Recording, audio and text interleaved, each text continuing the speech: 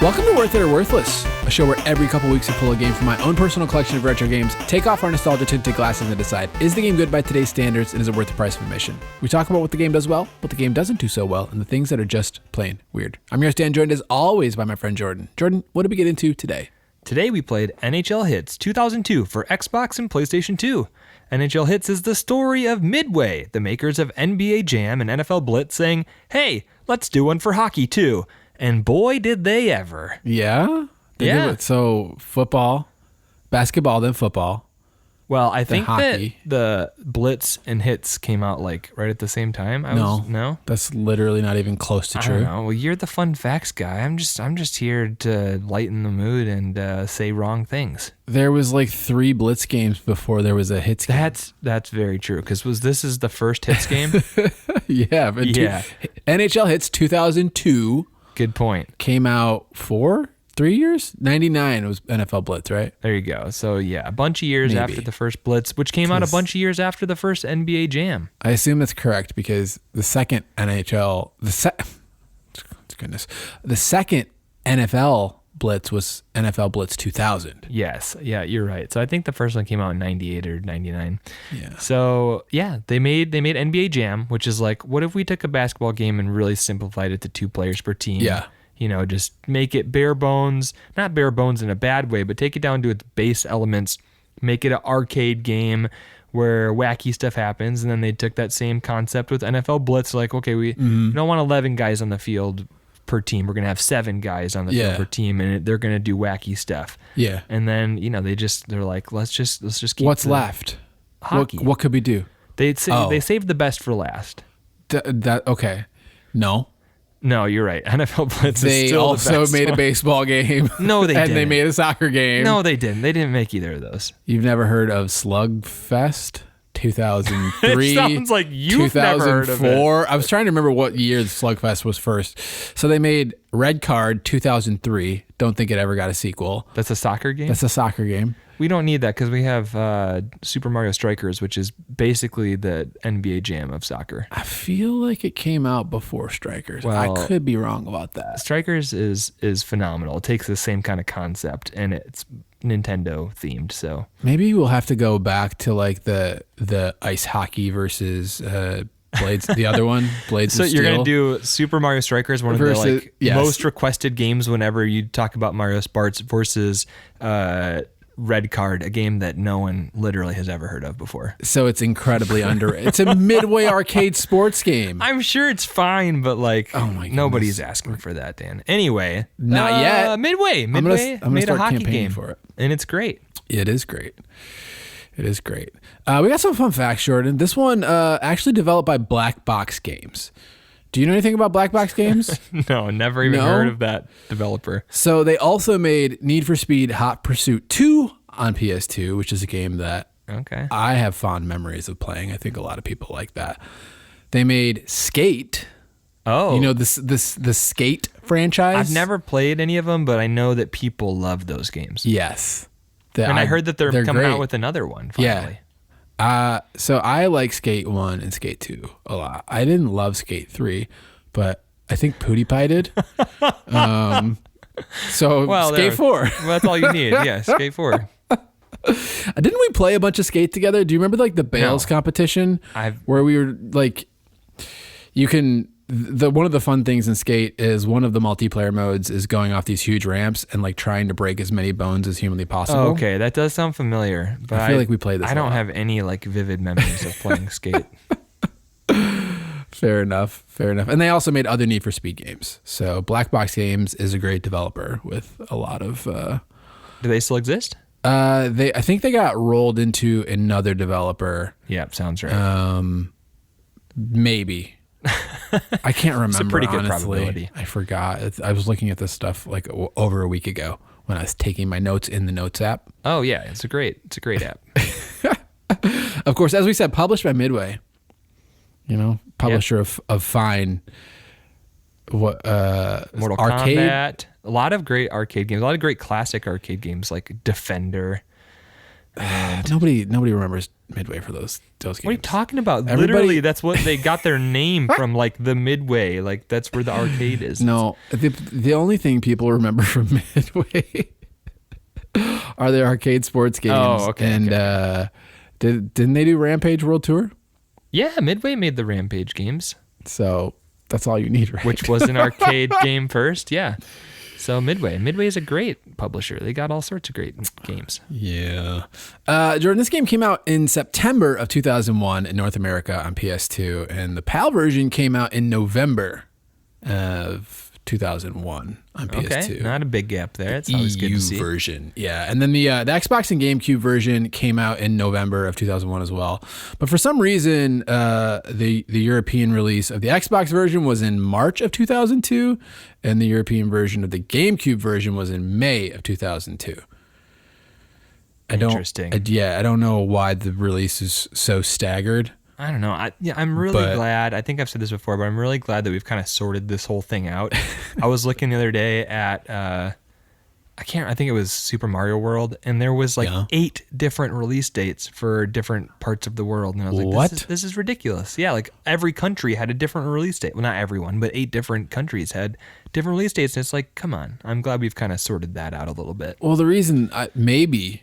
because it launched with the Super Nintendo, right? So maybe it had to do with the Super Nintendo launching at different times in different territories. I'm sure it did, and they had localization stuff. We've kind of, I don't know. Yeah, but Jordan, that's all. I don't have any fun facts today. It was just this is the developer, this is the publisher, this is when the game came out, because the Wikipedia page was 2 paragraphs long. It is very short. I was kind of shocked how short the Wikipedia page is, but never fear. We may not have official things to tell you about the game, but we have lots of our own opinions. Speak for yourself. My opinions are official. Officially sanctioned by whom? So I've probably played this game more than anybody else, alive. Really? So I think that my opinions on it are the most valid.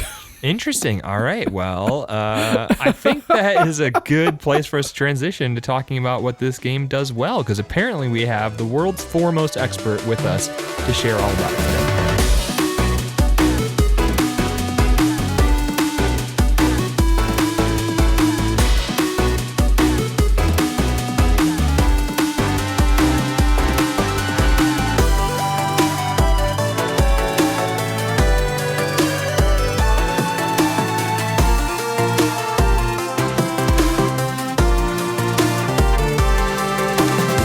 My friend, what do you have that this game does well? I think for me, the first and foremost thing has to be that you get some amazing, simple arcade action that has enough depth to keep you coming back. So it lures you in with the simple arcade action, which you want in an arcade sports game. It has to be simple enough to pick it up and anybody can just take it. There's only a few buttons. There's not a ton of crazy stuff you have to teach somebody every single button on the controller. But it has enough depth to it to keep you coming back and to feel like I can actually get good at this game. It's not just pure luck or something. Yeah, I totally agree. The first couple notes that I have are that it's pure fun, fast-paced arcade hockey. Yeah. It's just I don't know, it's what an arcade sports game should feel like. And then I also have that it's easy to pick up with enough depth to keep it interesting. Yeah. Wow, we are on the same wavelength. For once. It's incredible.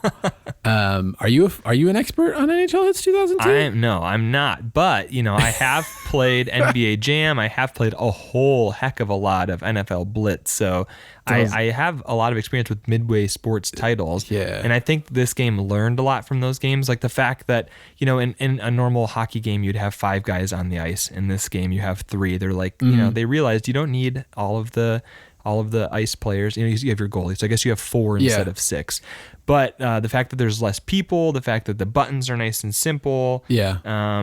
They took the idea from NBA Jam that wasn't in NFL Blitz, the whole catching on fire thing. I think it's in NFL Blitz. You have the ball that has like a fire trail behind it in NFL Blitz, but it's not like, so-and-so scored 3 touchdowns in a row and now they're on fire and they have infinite turbo or something. I feel like an NBA Jam, you score a bunch of baskets in a row and your dude can just like shoot from anywhere on the court. Or in this game, your team catches it on fire and you can shoot the puck from anywhere on the ice and you're going to score. Well, that's another like interesting thing, talking about the fire / the team fire. I also have, jumping ahead a little bit.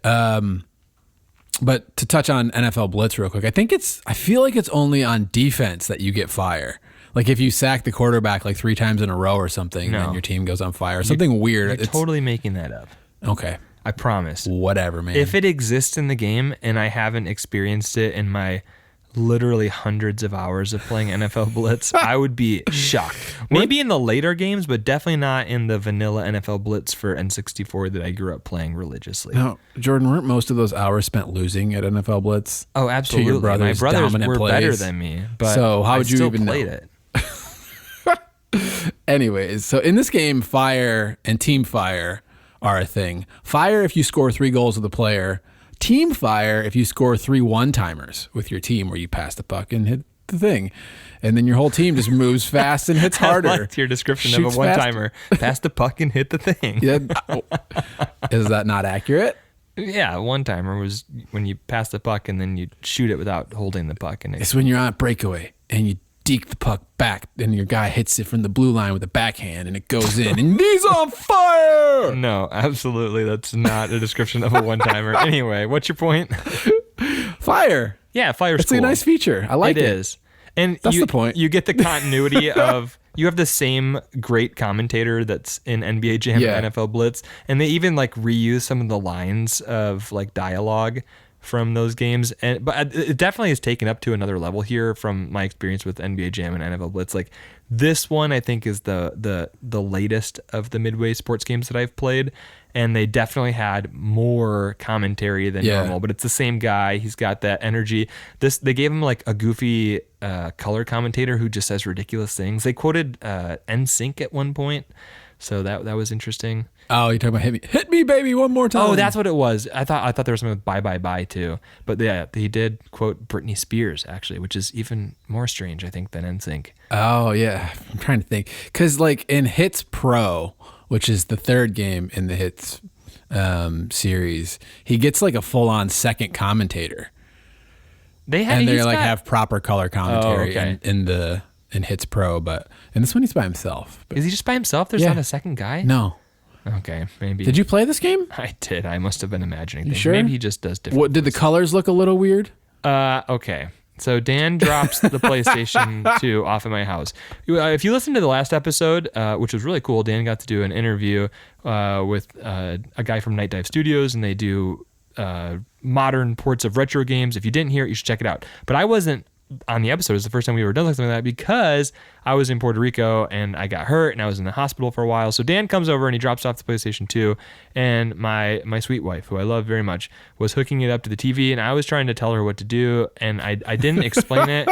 And I don't remember component cables. Like apparently there's like 5 things to plug in. I thought it was just yellow, white, and red, but apparently there's all these other colors you got to plug in. Blue and green. So Dan comes over to play the game with me, and he's like, "This looks terrible." Apparently we didn't have all of the cords plugged in, and I was playing the game for many hours without the red color channel. So all of the blues looked light green, and the game just looked horrible. And I'm like, this doesn't seem right. No. And so not only did you have like a weird, bad, like growing pain, like, this game's kind of hard. I don't think I quite get it early on. Yeah. But the TV looks terrible. And like, I don't know what you like about this game, Dan. Well, no, I was having a good time with it. I was struggling a little bit, and I had a bad memory card in the PlayStation 2, and so like the load times were crazy long. And I was like, Dan, I can't believe how long the load times are on this game. And he's like, really, that's weird. The Xbox version loads super fast. And we figured out, it was a corrupted memory card or something. So my first few hours with this game were significantly less enjoyable than my last few hours with this game. So if for some reason you're missing some colors or your game's taking a long time to load, maybe just like make sure you got the right stuff plugged in, which is a lot easier to do when you're not stuck on the couch with a broken femur. Right. So pro tip, if you have a third party like newly made 128 megabyte PS2 memory card instead of an 8 meg like first party one, you may have issues with games like just not liking it very much. Like this one, we would finish a game and it would like hang on the loading screen for like a good 20, 25, 30 minutes. Seconds. Right. But it worked perfectly after I unplugged that third-party memory card. So yes. All right. Not What are your some other fault. things that you think this game does well, Dan? so I like the franchise mode. Yeah. So you make your own team, you create your own players, and then you're slowly like playing. I don't remember if it's NHL teams or what it is because I used to play it a lot.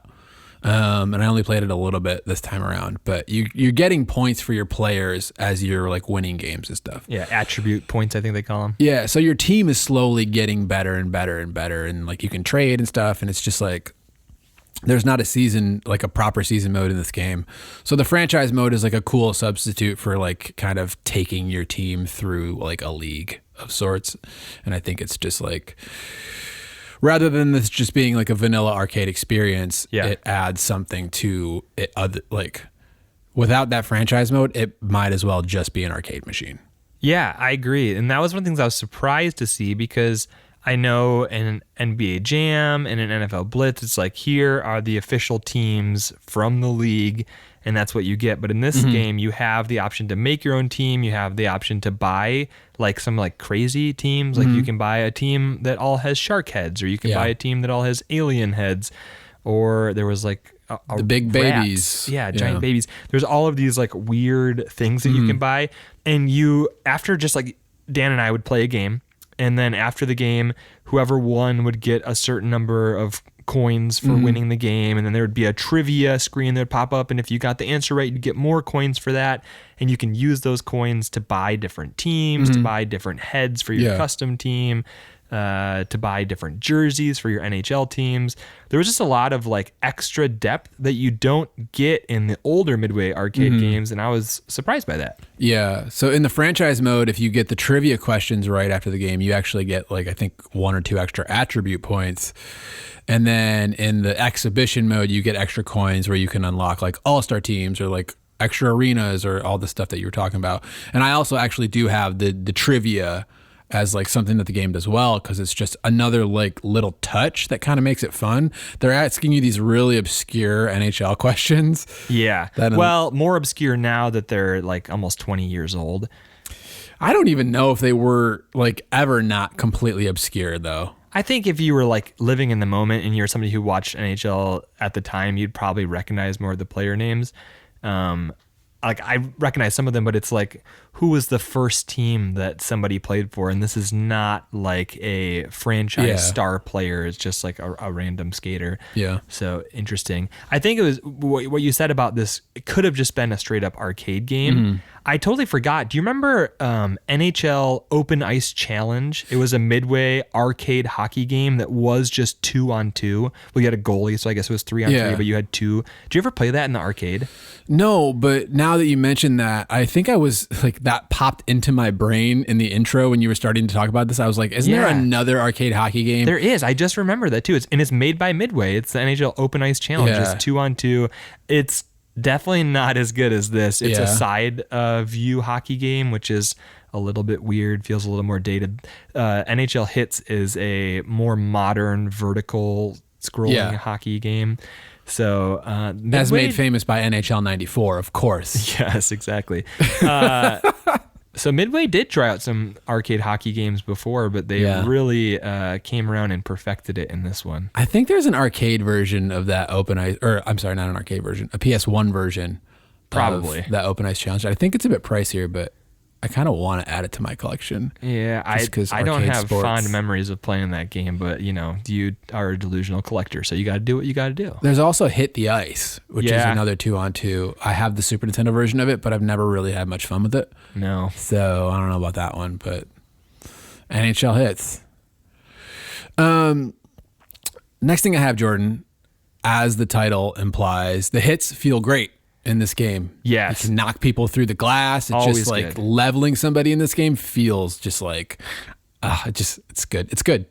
Yeah. You definitely get you have a total body check where you can just lay somebody out, or if you want to be a little bit more subtle, you have a stick poke check where you can just steal the puck from them. So not like a crazy amount of depth, but it gives you some different options. Well, there's like a little bit of a, speaking of that, there's kind of a paper, rock, scissors sort of System? System, sure. A lot of the gameplay is kind of a paper, rock, scissors thing. So on face-offs, there's 3 different ways that you can face off. One is a punch, one is like a hack, and one is just like a regular, like trying to get the puck. And based on what the other person does, there's always a single counter. And none of the 3 of them are actually what anybody would do in a real face-off, which is really interesting. Yeah.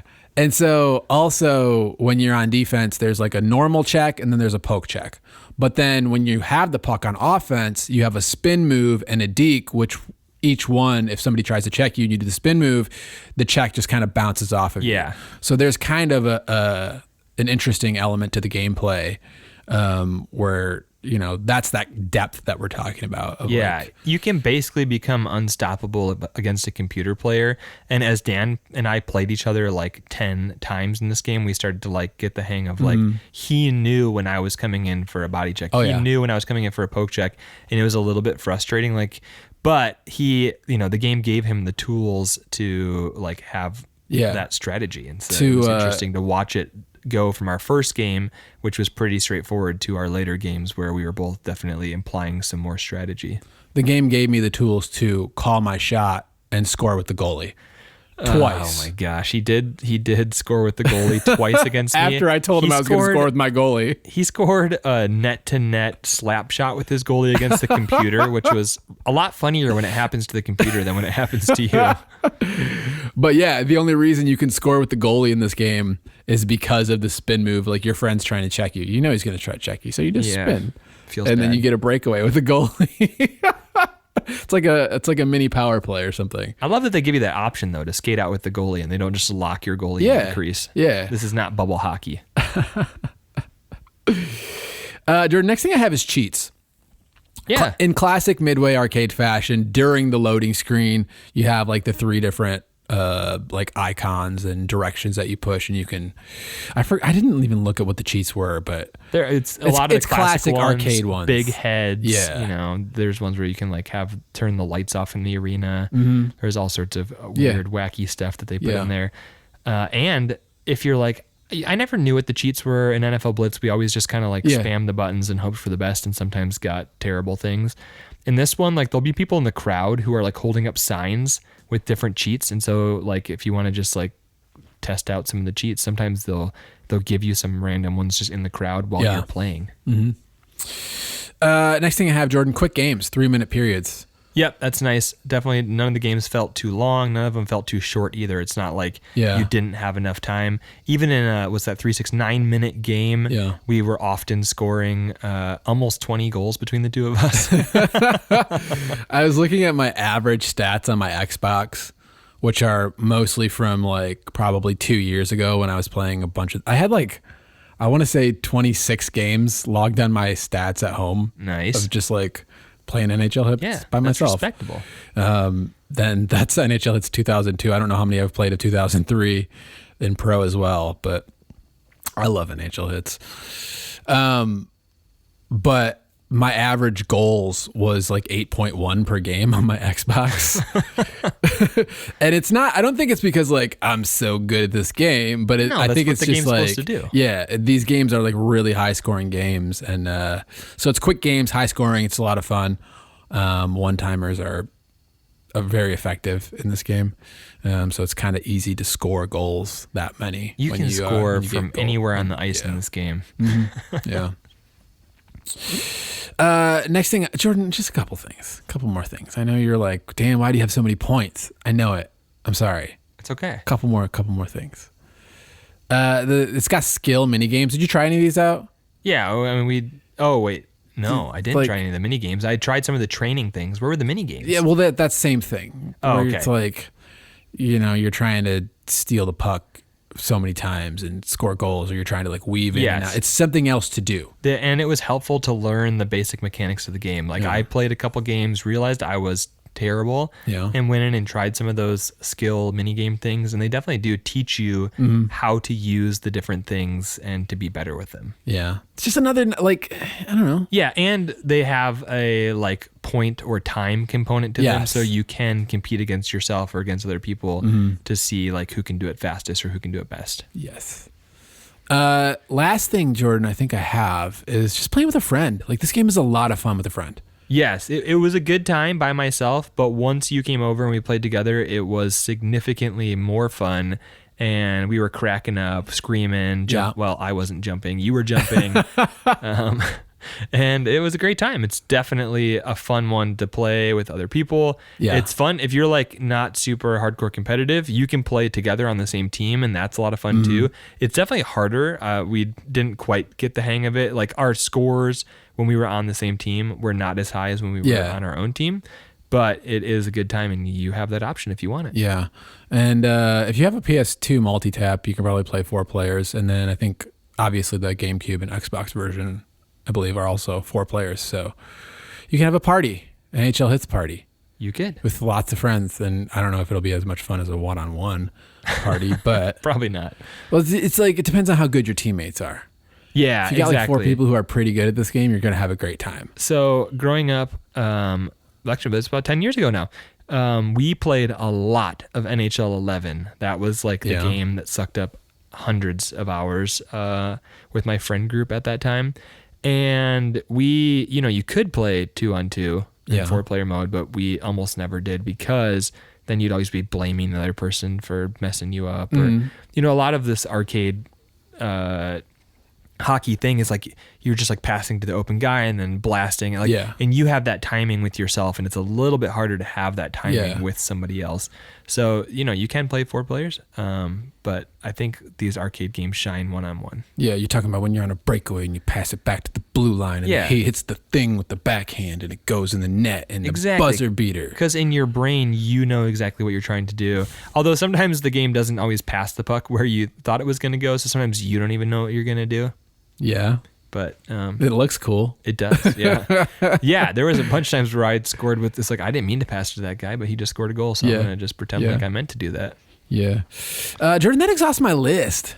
All right. Well, I think that we can move on and talk about some of the weaker points of this game. So do we have a what the game doesn't do well segment? Absolutely. There's definitely one big thing that we need to talk about at least. Oh, the AI, how it scores on itself sometimes. Okay, let's frustrating. Run the music.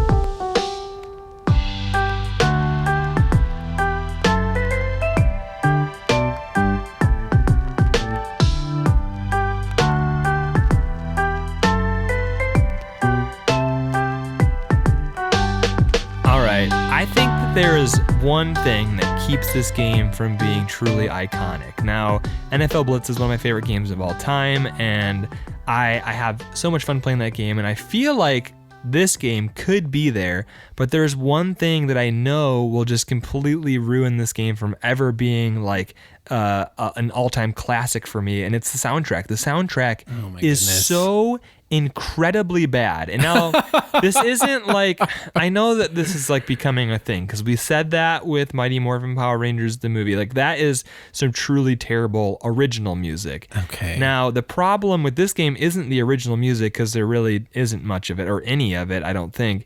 They went out and they're like, you know what, Tony Hawk got all of these songs from these like punk bands and ska bands and hip hop and stuff, and people love that. So what if we license some music for our game? But the problem is, instead of like finding out what anybody liked, they went and picked like the absolute worst stuff possible. I don't know, man. I think that okay. I'm not saying that I like the soundtrack, but I am like the bands that are on the soundtrack were big at the time. They might have been big at the time, but they have nothing to do with hockey. Like, you go into a hockey arena. Fair enough. You go into a hockey arena and there's like a certain ambiance there. And I'm not talking about like the old timey pipe organ. Like, okay, I get that. Like, you might have some of that, but like jock jams is like you go to a hockey game and you get jock jams, which is fine. If this game had gone and just basically used the Jock Jams 1 soundtrack as this soundtrack, I could totally understand that. But no, they decided to try to be edgy, and you boot the game up and it is just blaring Rollin' by Limp Bizkit. You end your game and it's playing Korn, but not just like a normal Korn song, because like I get there's people out there that like Korn, and they didn't even pick like a normal Korn song. They picked a weird remix that always sounds like it's skipping, and it's just bizarre. And those are the two songs that you get the most, and then every now and then it'll pop in some other like just awful choices. Like I don't understand what the logic was when they picked the music for this game, but it's bad. All right, well I'll say two things. One, you can I'm pretty sure you can just turn the music down or off, so you don't have to listen to it. So but you can just still sit on boot silent. the game up, and it's just you can't escape so what that the first game doesn't do Rollin'. well is the opening cutscene. You don't like the song. No, but like come on. The fact that you have to go into the settings and turn off the music because it's so bad, and then you just like navigate all the menus in silence. Like that's not a great option, Dan. That's what the game doesn't do well. Which one would you prefer? It's not a deal breaker. I'm not saying I'm not going to play this game, but the fact that the soundtrack is so bad is a problem. Okay. And again, I'm not necessarily like defending the soundtrack as like this is a great soundtrack, exactly what I would have chose. You've been texting me Limp Bizkit gifts for weeks now.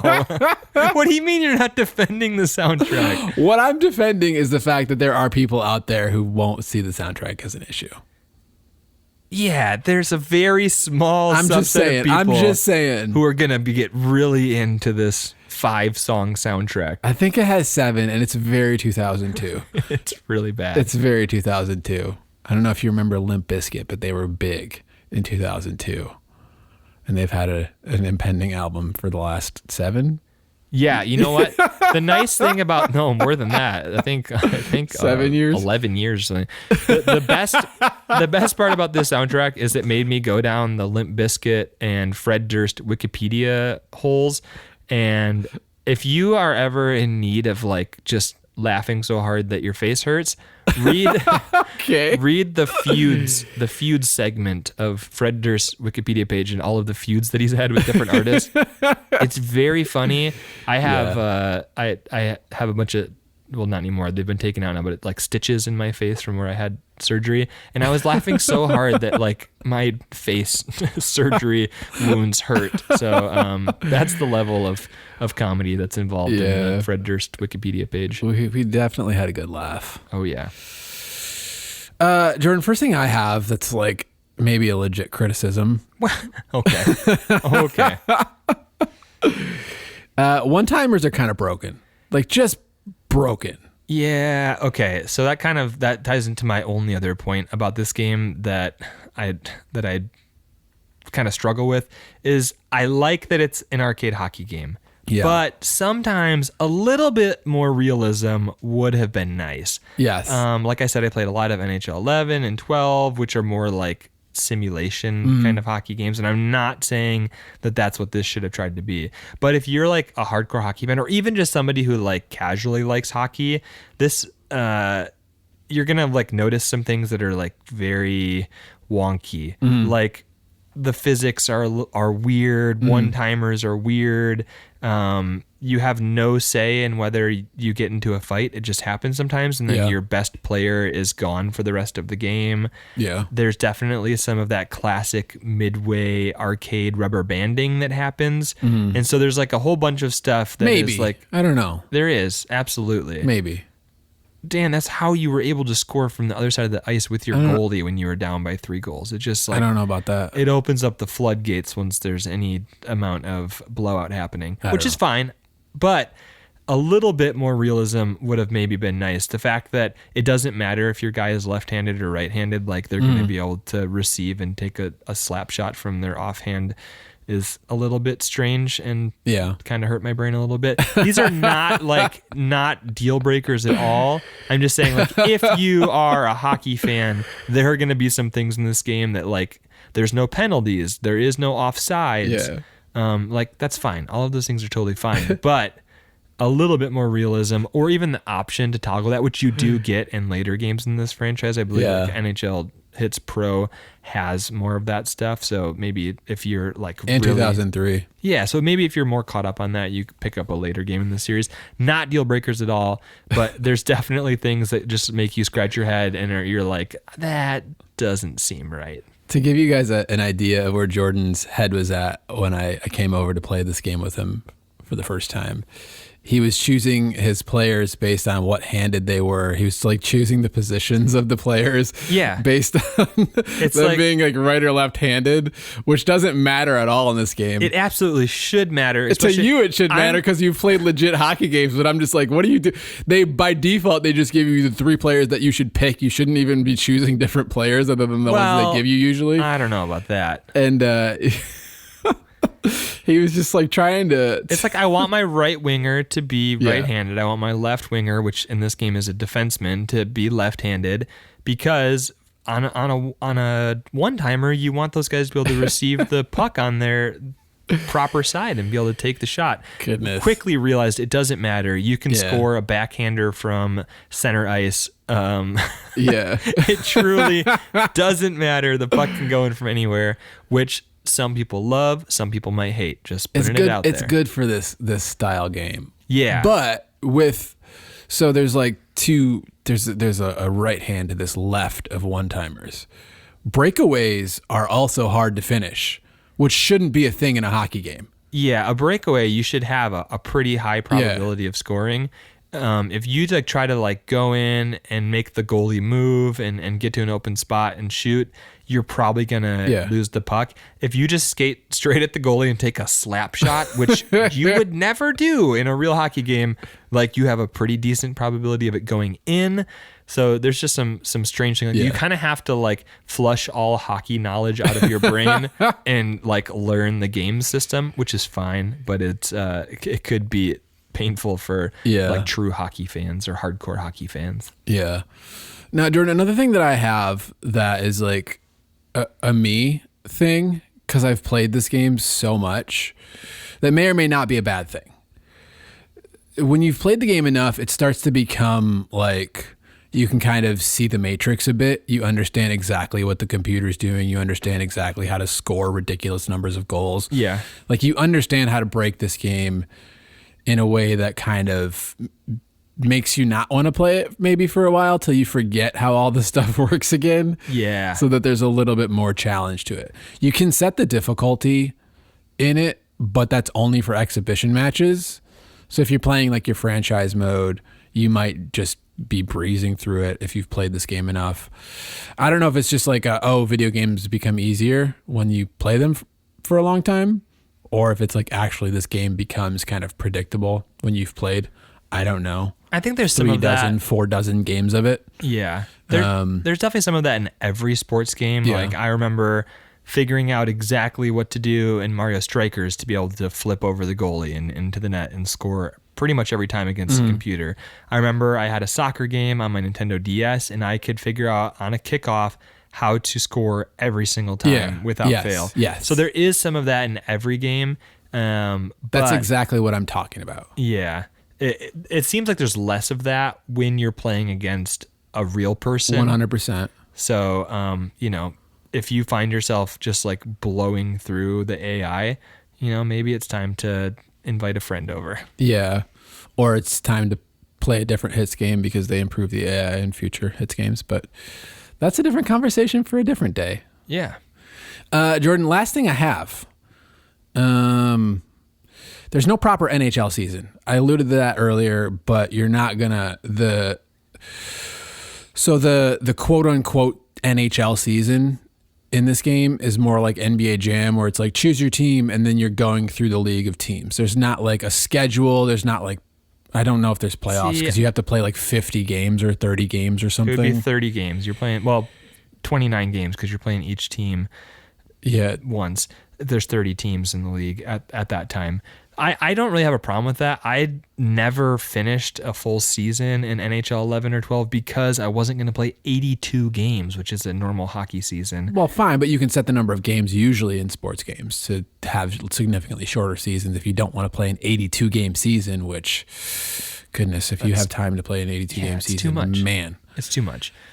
So I don't really have a problem with that. Play each team once and then go to the cup.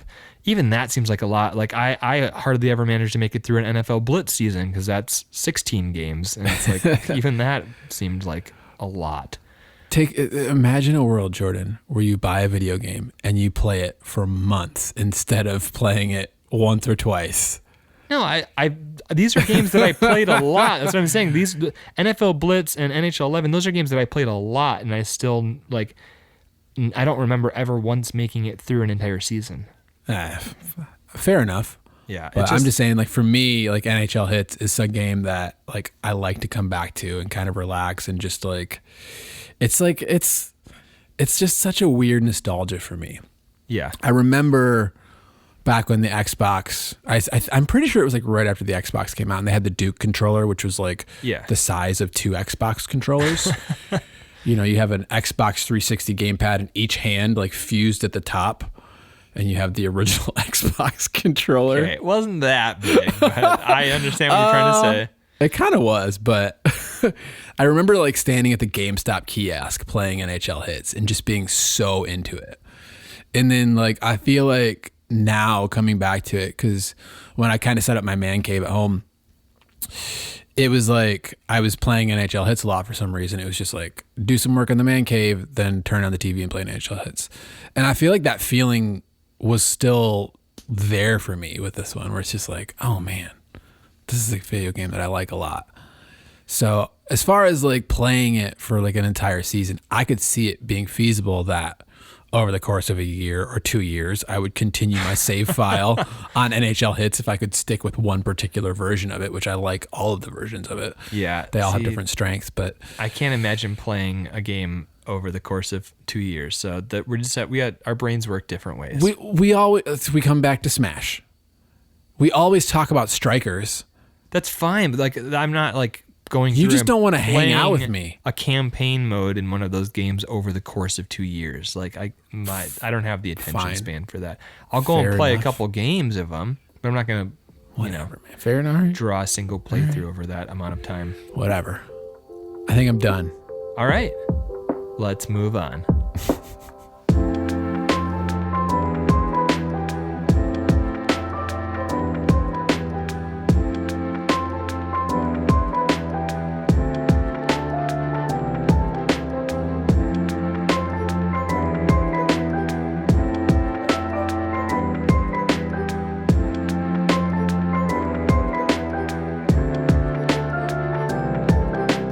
So, Jordan, what would you pay for the experience that you had with NHL Hits 2002?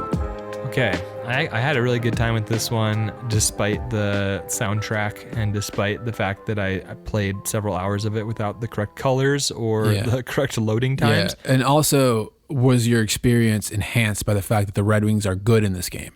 Well, that's the thing. Like a lot of these retro games came out, like these retro arcade sports games came out like at the late 90s, early 2000s, when in that time period the Wings won 3 cups. So the Wings are good in most of these games. Yeah, which is, for those of you who are not familiar, Jordan is a big Red Wings fan. Big Red Wings fan. Which is unfortunate nowadays, but wasn't unfortunate 20 years ago. No, Steve Yzerman. Steve Yzerman's who is the like best Wings player in this game. He's like the default center they give you. He's now our general manager, president, something. I don't know. Anyway, he's bringing the team back. We're gonna get there. Anyway, that's totally completely irrelevant. Nobody cares. I think Brendan Shanahan is actually better than Yzerman in this game and the next one. Brendan Shanahan is the president of the Toronto Maple Leafs. Anyway, doesn't matter. Doesn't matter. I had a good time with this game. I think that if we had owned this game when I was a kid, me and my brothers would have played this like crazy. Yes. I kind of wish I would have known that it existed, although we weren't super into hockey at that time. It wasn't until later that we got super into hockey. Really? Yeah, when the Wings won the cup in 2008 and then went to the finals in 2009, that was like when my family got super hardcore into hockey. Oh. Anyway, Doesn't matter. I think we would have had a lot of fun with this game, and I would like to introduce my brothers to this game, although I know that they would just like absolutely be merciless about the soundtrack. So win some, you lose some. I don't own a PlayStation in any variety, and I kind of despise games that come on discs, so that kind of goes against it. I think that I would be tempted to pick up this game in like the $8 to $10 range. Okay. That's high for you, though. It is. It's 5 times better than your average worth it or worthless game. Yeah, I love hockey. You got the Red Wings, the arcade midway thing going on. Like, there's a lot of good stuff going on in this game. So, okay. Yeah. As I closed my eyes and I tuned into my gut, because I didn't think about what I would say here. That's good. You don't want to think about it too much. Yeah. As I was like, it's like 15. 15. Yeah, that's where we're at. Even remotely surprising. I think it's almost surprising how low it is for you. Well, now that I've seen you going much higher. I could go much higher. Yeah, no, I know you would. Yeah. I mean, if I'm going to give you a range right now. Okay. 15 to 25. That is a massive range. For a complete, it's not really a massive range. Oh, it's a single Qdoba. It better be complete. Yes. Yeah, because I don't even have prices that aren't complete in my notes. If it's a for disc, the next you question. only look at complete prices. Yeah. Yeah. So I'm saying 15 to 25. You can't go wrong with NHL Hits 2002. It's a massive range, but I can totally see you being cool with it up to 25. So it's fine. If this was in a Play Choice 10, I could see me coming back over and over and over again and putting $15 in the machine over time. Okay. All right. The Play Choice 10. The Play Choice 10, I don't know if you know this, it's the world's most versatile arcade cabinet. Yeah, it doesn't just play 8-bit Nintendo games, but apparently now it can also play PlayStation 2 games. So who knew? I think the original Xbox is the way to go on this one, though, by the way. Oh, yeah, I forgot. See, I played it on PlayStation 2. I do have an Xbox One, although I never You can't play it on that. Okay, I was going to say, I don't ever really turn it on because it's so loud and it's big and it's like on a under a shelf. Hits 2002, you can only play on an original Xbox. Hits 2003 and Pro, you can play on an Xbox 360. But I don't think that they're backwards compatible with the Xbox One. Probably not. Which All makes right. sense because of licensing. I'm interested to know what is it actually going for. Okay, well, what do you think it's going for? That's it's so hard we got because 3 different versions. It's a sports game. I feel like those are worth very little. Generally, because they pump them out every single year. I know that this one only came out in 3 years, but still, it's the oldest of the franchise. So maybe that means it's more, but I feel like they just improved from this one. So I feel like this better not be selling for more than $12. One of the versions selling for $12, Jordan. Okay. Which version of this game? It's probably not the GameCube version because those are all obnoxiously expensive. So you think the GameCube version is $24? I at least double. Yeah, I would say it's probably the Xbox version that's the cheapest. Okay. If I had to guess. All right. So GameCube version, complete in box, according to PriceCharting, $12. Oh my goodness. Well, if you are a GameCube collector, buy because this is a phenomenal game. Yeah. And I heard that it runs well on the GameCube. And GameCube games are stupid expensive. So you could get an actually good GameCube game for $12. Buy. Yeah. Yeah. PS2, complete in box, $11. Okay. There you go. That's good. Xbox complete in box? Yeah. $8. Oh. See, yeah. So these are all worth buying. Easy worth it. Yeah. When was the last time we said worth it, Jordan? I don't know. I feel like we say it. We say that word at least once an episode at the beginning when we tell the name of the podcast. We say it at least every 6 months. Well, there you go. I would say worth it on all 3 platforms. It's Absolutely. a little bit higher than what I said, but especially on the GameCube, which is a notorious console for collecting on because the prices just keep going up. But it's a sports game, though. Nobody knows. They're like, yeah, hockey? But it's an arcade sports game. And even if you don't care about the NHL, you could play with just the funny teams with like shark heads and stuff. If you like arcade sports, this belongs in your collection. No doubt about it. Yeah, I agree. If you're a fan of Blitz, you're a fan of NBA Jam, like this is worth it. Honestly, I think NHL Hits is my favorite hockey franchise of all time. That's fine. That's like, it's just, I generally, so. It's not better than Blitz, which I thought was what you were going to say. Oh, well, I don't have necessarily a love for like watching sports, but I love arcade sports. Yeah. So I'm open to like, you know, NBA 2K and like NHL, like the traditional like mainline sims. I've played a lot of sports games over the years. I think this one's the best hockey franchise I've probably ever played. That's my fair. opinion. It's a good one. So check it out. It's worth it. Jordan.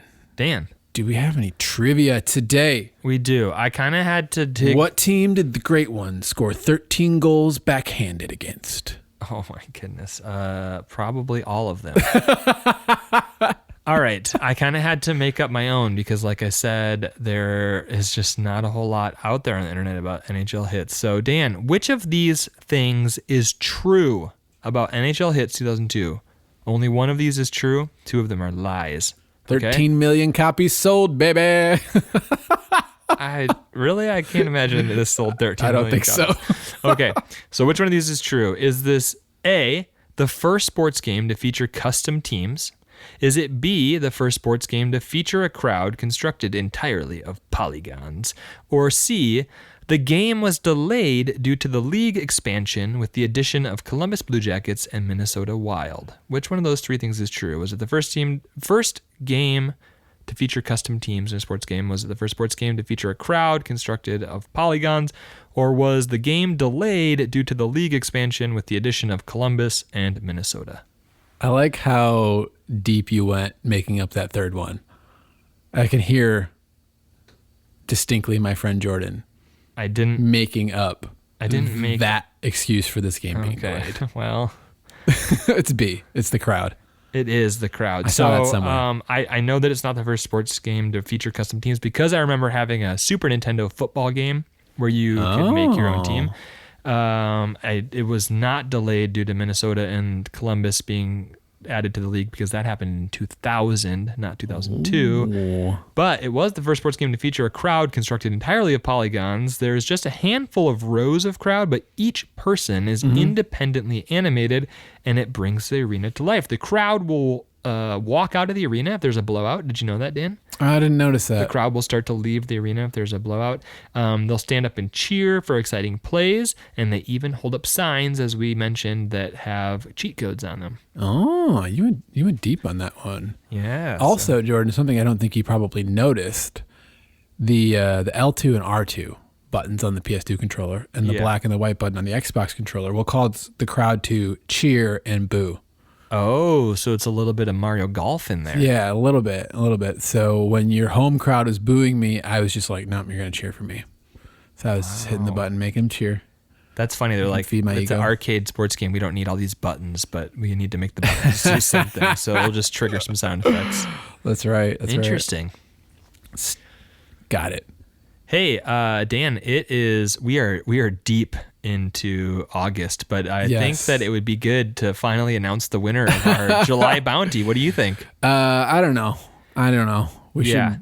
So last month we were giving away a $25 Nintendo eShop code. We got a ton of entries, and we had our computer friend Siri draw a winner, and our winner of that $25 Nintendo eShop code is Flea. Yay. Our friend Flea from Instagram and Discord. So congratulations, Flea. You we'll get in contact and send you that $25. If you're like, man, I want to win an eShop code. Well, you have a little bit of time, not very much, but you have a little bit of time left to enter into our August bounty, which we're celebrating our 3-year anniversary, Augiversary, our Anniversagust, if you will.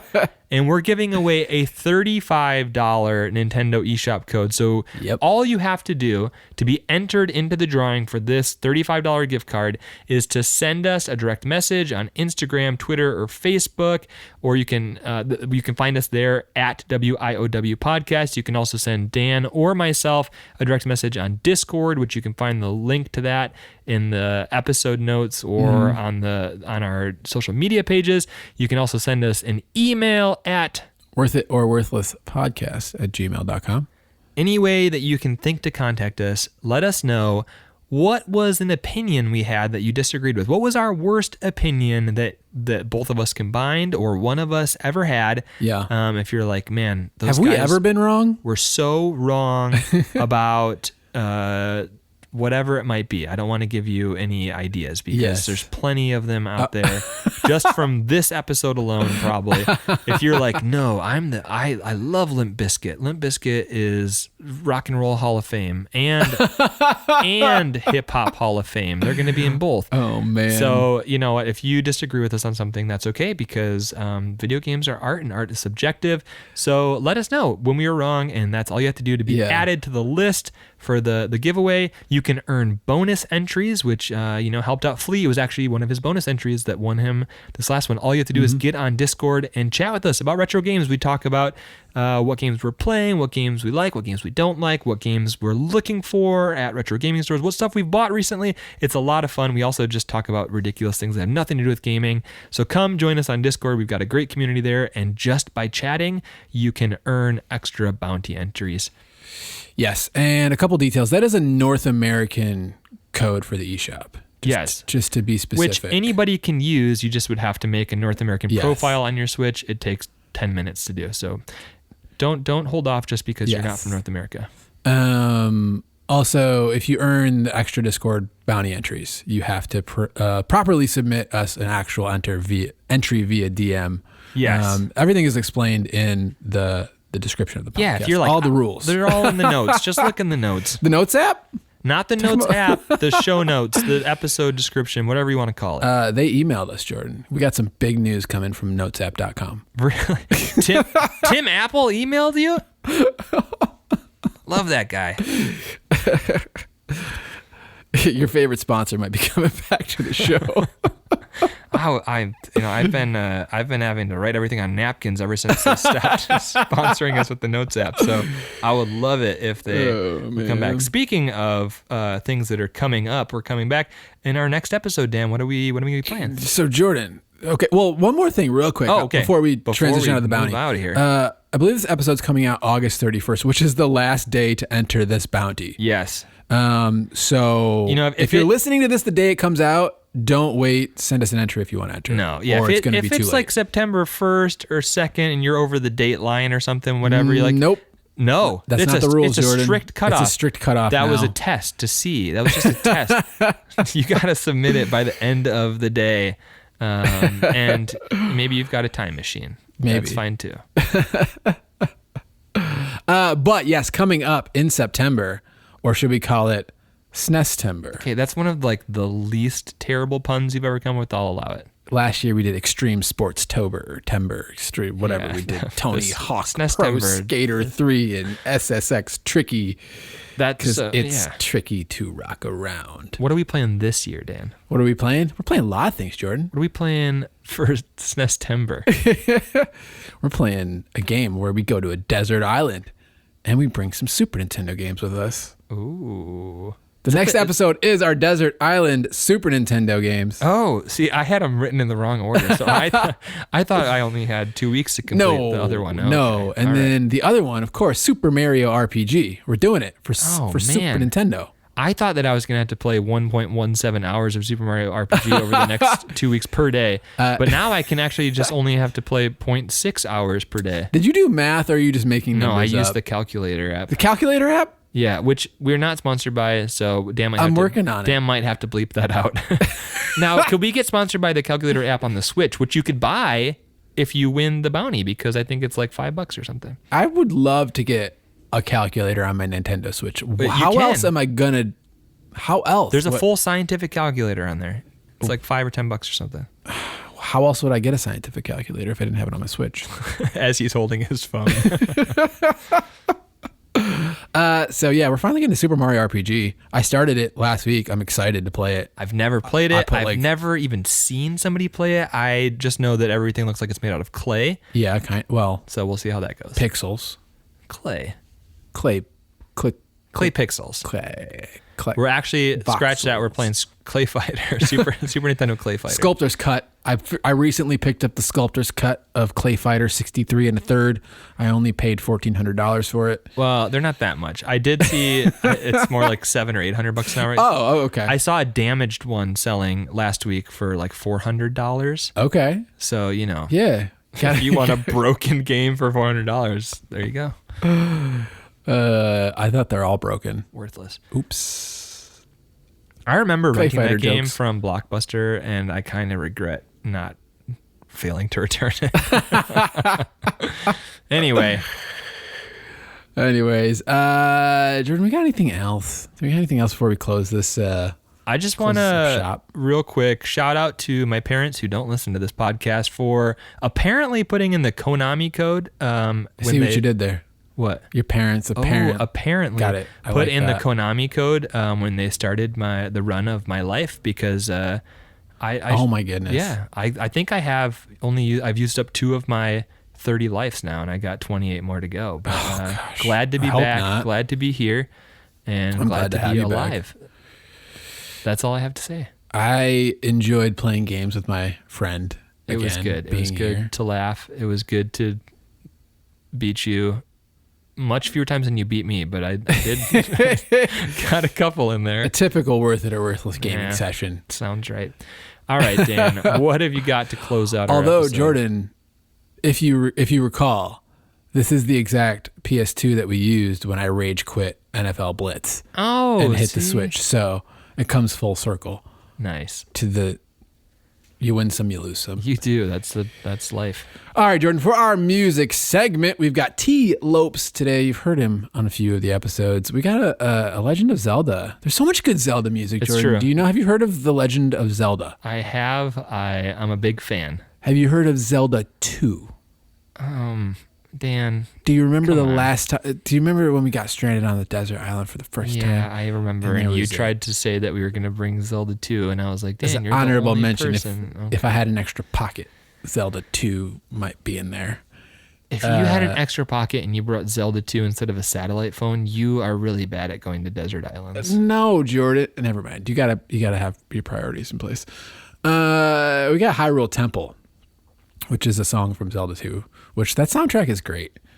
And this song. you like left that like I have any idea, like anybody has ever heard this song besides you. I'm sure it's great because T. Lopes makes good stuff. Yes. And we're all about to hear it right now. Maybe it will make somebody be like, maybe I should check out Zelda 2 for about 5 minutes, and then they'll turn it off and never play it again. Jordan, shut up. Zelda 2 is great. All right, let's hear a little bit of it right now. Let's just serenade it until as we say goodbye to our Augiversary. Oh, man. Gotta wait a whole nother year for an Augiversagust. Anniversagust. Oh, yeah. As we set into the sun for our Anniversagust, we'll see you in September. Bye, everyone. Bye.